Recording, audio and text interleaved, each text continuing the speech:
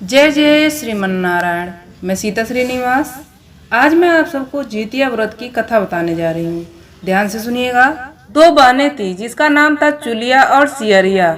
चुलिया बहुत मेहनती थी और गरीब भी थी। वह मजदूरी करके अपने बच्चों का पालन पोषण करती थी, लेकिन सियरिया गलत आचरण वाली थी, जो हमेशा मौज और ऐश करती थी और चुलिया से जलती थी। हर वक्त सियरिया यह सोचती थी कि चुलिया इतना खुश कैसे रहती है। चुलिया की हंसी खुशी सियरिया से सही नहीं जाती थी, जिसके कारण सियरिया चुलिया के संतानों को सताने के कई प्रयास कर चुकी थी और कई बार चुलिया के बच्चों को खत्म करने की कोशिश भी कर चुकी थी।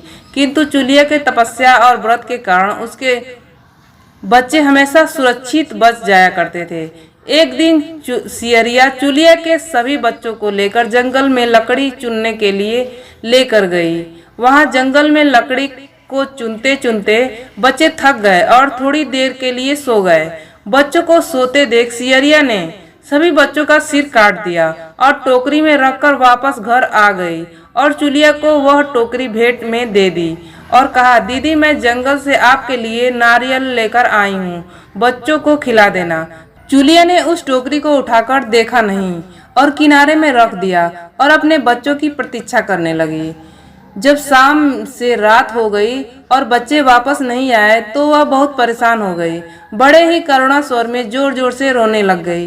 करुणा भरी स्वर को पार्वती जी ने सुना और उन्हें रहा नहीं गया। उन्होंने महादेव जी से कहा, हे प्रभु, कोई दुखियारी बहुत रो रही है, उनके रोने में बहुत दर्द छुपा है, मुझसे बर्दाश्त नहीं हो पा रहा है, हमें चलकर देखना चाहिए कि कौन रो रहा है और क्यों रो रहा है। तब इस बात पर महादेव जी ने कहा कि यह मृत्युलोक है और यहाँ पर यह सारी साधारण सी बात है, लेकिन पार्वती जी के हट के कारण महादेव जी उनके सामने झुक गए और चुलिया के पास जाकर उनके रोने का कारण पूछने लगे।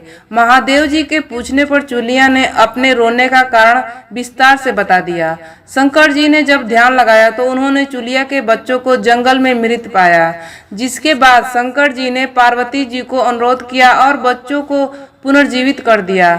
बच्चे नींद से उठकर मौसी जी को ढूंढने लगे, किंतु मौसी वहां नहीं थी। बच्चे डरकर घर आ गए और मौसी के सारे कार्य माँ के सामने बता दिए। यह सब सुनकर चुलिया सियरिया के पास जाकर लड़ने लगी कि तुम मेरे बच्चों को जंगल में क्यों अकेला छोड़ाई। दोनों बहनों में लड़ाई शुरू हो गई और यह लड़ाई 7 दिन 7 रात तक चली, किंतु लड़ाई का कोई हल नहीं निकला। जिसके बाद दोनों ने उस जंगल में एक तपस्वी को घटना सुनाई। घटना सुनने के बाद तपस्वी ने दोनों को आदेश दिया कि तुम दोनों जाकर पास में खेल रहे बच्चों को बाल से पकड़कर घसीटते हुए मेरे पास लेकर आओ, उसके बाद मैं निर्णय करूंगा। चुलिया बच्चों की माँ थी, उससे बच्चों की पीड़ा देखी न जा सकी। उसने महात्मा के वचनों का पालन नहीं किया, लेकिन सियरिया दौड़ती हुई गई और खेलते हुए बच्चे को बाल से पकड़कर खींचकर ले आई। जिसके बाद तपस्वी ने सियरिया को यह श्राप दिया कि हर जन्म में इसी प्रकार तू सदैव जलती रहेगी और दुखी होती रहेगी। जो महिला किसी बच्चे की पीड़ा और माँ की ममता को नहीं जानती, जीवन भर धरती पर दुख भोगने के अलावा और कुछ नहीं कर पाएगी।